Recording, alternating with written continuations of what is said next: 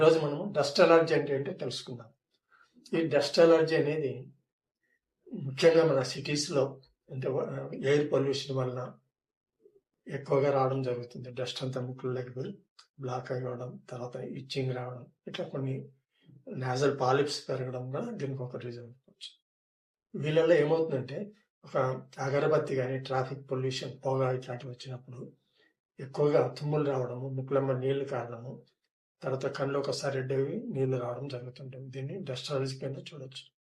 ఇంకా అగరబత్తి వెలిగించినప్పుడు లేదా perfume cent ఇట్లాంటివి కొట్టినప్పుడు ఈ తుమ్ములు రావడం ఎక్కువగా జరుగుతుంటుంది.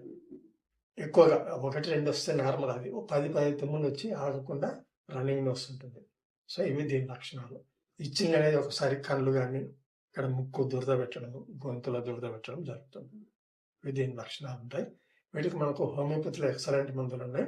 ఏవైనా నాజల్ పాలిప్స్ కానీ, తుమ్ములు రావడము, ముక్కులమ్మ నీళ్లు కారడం, కళ్ళు దురద పెట్టడం, ఈ లక్షణాలను చూసి మీకు మందులు ఇవ్వడం జరుగుతుంటుంది. మంచి ఎక్స్పీరియన్స్ డాక్టర్ని సంప్రదించండి. పర్మనెంట్ సొల్యూషన్ అనేది దొరుకుతుంటుంది. నమస్తే.